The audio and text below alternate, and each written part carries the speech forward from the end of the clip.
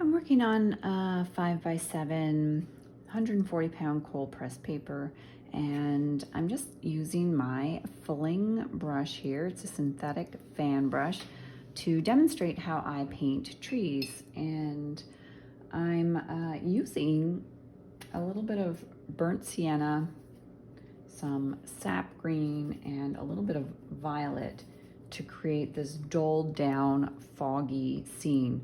The paper is dry, and I'm going to just be using sort of a stamping texture and technique to achieve these lovely rounded tree effect.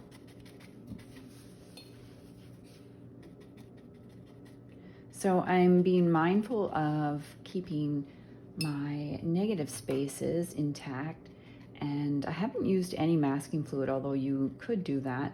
But I do find that the fan brush does, just naturally because of the splay of the bristles, hold its shape.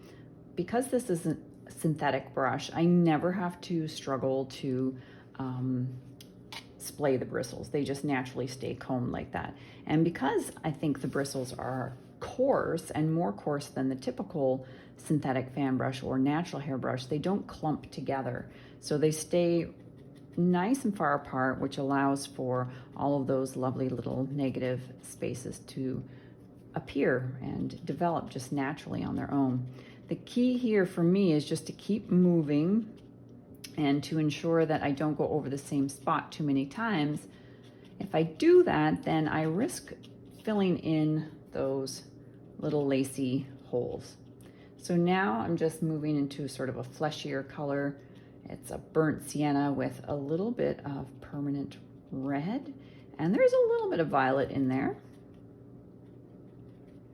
So the trees are a little denser in the middle. I'm just going to fill up that center part and the bottom. And then before this dries, I'm actually going to take my liner. These two brushes are from my line of brushes. This is more like a rigger actually. And again, synthetic, very smooth. I'm going to, before the crowns dry, actually paint in the trunks. These trees are somewhat silhouetted, and it's a very foggy day, so everything's very muted and monochromatic. So not a lot of contrast here, and not a lot of range of color or value for that matter. So now I'm taking a bit of burnt umber, some Prussian blue, and a little bit of violet, and that gives me a dull purpley gray.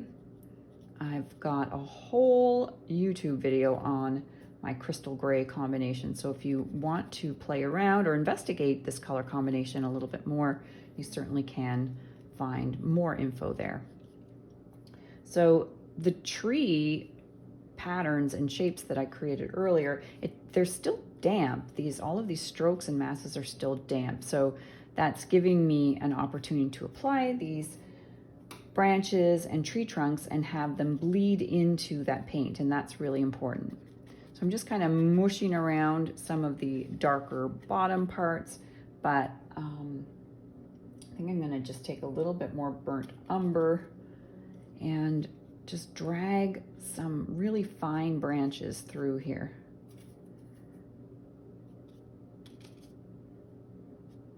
So I'm just dragging, I'm just taking a little bit of the paint off the brush so I can get a much finer line. Just dragging some fine branches through the negative spaces, which will create a really pretty and natural effect.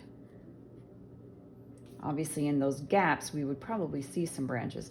Nothing too evolved or developed because, again, it's a foggy day, so everything's quite monochromatic. So that's it.